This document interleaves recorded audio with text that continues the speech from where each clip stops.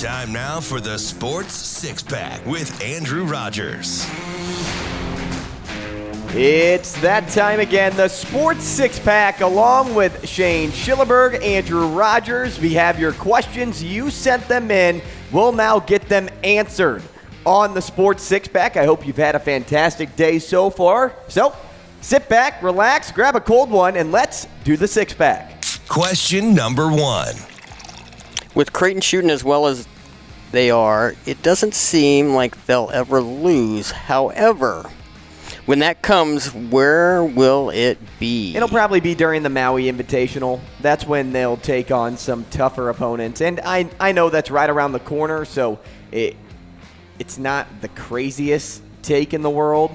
But Texas Tech is on the horizon. If Creighton wins that game, I believe they'll play the winner of Louisville, Arkansas, and if that ends up being Arkansas is a really, really good team this year. And if somehow, some way they keep winning all throughout the Invitational, I think it's when they take on the Texas Longhorns in the Big East Big 12 Challenge that comes up just a few games later. So, I think an L is right around the corner for Creighton. That's not a knock on this group at all. I'm just saying once it gets into tougher competition, tougher play, that's when you'll see the losses come together. And look, this Creighton team is so good, they may end up beating all of these teams. That is easily possible when you talk about this Blue Jays group. But if we're being realistic in basketball, you have your good games where you shoot really well like we've seen the past 2 games, and you have games like you shot against St. Thomas to open the season. And if you shoot like you did against St. Thomas, like you do against Texas, Texas Tech, possibly Arkansas, that game will more often than not result in an L. Question number 2. If you were a sponsored athlete, what clothing brand would you wear if you had your choice? What am I wearing right now? Nike shoes. I'm wearing Adidas socks, Adidas pants, but that's because I used to work at a university that had a deal with Adidas, so a lot of my clothes are Adidas now. I like Adidas. I really do. Kind of comes down with these joggers, but I've always been a Nike guy. I was all about the Nike dry fits, Shaner, Nike shirts, Nike shorts. The dry fits are nice. Nike shoes, but I really have. And you're in good company if you go with Nike. Yeah, that's true. That's very true. In regards to sweatpants, I almost like. What sweatpants do I have? Do I have Nike? I think I have Fabletics sweatpants. Could you imagine being sponsored by like Lululemon? all of your clothes, you'd be wearing $1,000 worth of clothes. I'd go with Nike. That'd be pretty sweet. I'd probably go with Nike. You go with Nike? Yeah. Okay. What would you do? I'd probably go with Nike. You said you'd be in good company. You would, and they're very versatile on what they have, and they do have a lot of stuff. They give you a lot of options, a lot of different variations. So your gear would be unmatched. And they also have. It's that, like, creator tool. I can't remember what it's exactly called. Right. So that's a cool element to their website. I'm not sure if other clothing companies have that. I'm sure they do. But the only one that I really remember all the time, because I used to do it in high school, I would, make my own basketball shoes in science class. Shows how good of a student I was. Oh, nice. Question number 3. Should uncalled penalties be allowed to... I know where you're going. Yes. Should uncalled penalties be allowed to overturn if it involves a turnover? Yes, I think so. And we had an awesome conversation about this on the morning dump, and I agree with Damon. Damon brought up a lot of great points, but when you look at the world we live in today, everything is getting reviewed. Everything. I don't care what sport it is. Everything gets reviewed. So if you look at something as egregious as this that caused the turnover, that physically caused the turnover, that's the language that I would use. If you look at something like that caused the turnover, then yes, I think that should be able to be reversed. Okay. I mean, yeah, you have some strong opinions about that. I do, and I know there's people out there that agree with me. It's not the most popular opinion, but there are people out there that think the same way. And in an instance like that, where it was a point in the game that something was changed because of it, And then nothing was going right for the Eagles in that game for one. But there was a point in that game to where things were trending in the right direction. And then you see a play like that, and then you see the unnecessary roughness call, which I understand the call.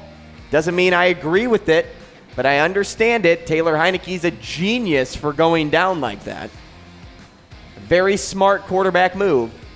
That's not to say that I don't think the Eagles were slowing up defensively when they tried to go after him.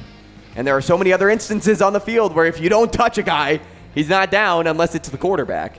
Well, if you're going to lose one game, this is about the right time of the year, about the right time of the season to lose a game in the NFL. And you know what? It's the time to have all of the officials on the other side, right? Maybe in the playoffs, get them back on your side. Who knows? Question number 4. Say you weren't drinking a six-pack and you were drinking to really drink. What's your get plastered beer? Probably Busch Light. Busch Light. Busch Latte. Is that like a cost thing? Yeah, I think so. I would get the cheapest 30 rack I could find. Okay. Busch Light. If you're getting a 30 rack, you're getting cheap beer. Cheap beer. And since I'm drinking to get drunk, Busch Light was my beer in college. That's what I'd go with. I would still drink Busch Light today. Maybe even in a casual sitting. Yeah. That just sounds awful. I don't normally drink to just get have hammed. one or two. I mean, more often than not, if I'm drinking with a group of friends, I'm drinking Busch Light so I can drink. Well, I mean, the nice thing is you get a 30-pack. You can share a lot with your friends. Sure you're a very popular person when you bring over a 30-pack compared to a 6-pack of some pale ale or something. Yep. And it just goes down easy. It goes down easy when you're having fun. If you're drinking a IPA, a little bitter aftertaste, I'm not really all for IPAs. So at this point, yeah, I'd say if I'm looking to get drunk, we're drinking Busch Light. Question number 5. You have your own late-night talk show. Who do you invite as your first guest?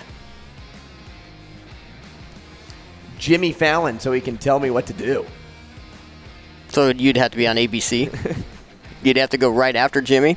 I mean, that would actually be pretty cool. Your first show would be like that. Yeah, it would, but I don't know how many people would watch it because Jimmy is Jimmy and Jimmy's Jimmy for a reason. Jimmy, Jimmy, Jimmy, Jimmy. You know, that'd been like those late shows. So that's what you would want to do? Right. I think it would be interesting, too, to interview the guy that normally does the interviews. I don't know. But that's a lot of pressure. But if it's not that, well, I think it would be good because it would help me. It would mold me into being a better host. But I think I could shadow in that case, and that would be a different story. If I had to bring on a true celebrity to sit down in the chair next to me, I wouldn't do an athlete, believe it or not. I would do somebody funny, like a comedian. I would do Seth MacFarlane. That's who I would have in the chair and interview because that guy can do so many just Family Guy impressions for me and make me laugh. And then on top of that, he has a tremendous story. Crazy story. Family Guy is awesome. Now, I also heard a crazy story, too. Dane Cook was telling it on Tom Segura's podcast about how his brother stole millions of dollars from him when he was his financial guy. Going out his process, doing shows, different things like that. You're talking the comedian, right? Yeah. His brother sent his own brother fake statements that he still had millions of dollars in accounts. Meanwhile, his brother was stealing every penny of his. And now his brother's in jail, if you were wondering. Oh, that's not cool. That is not cool.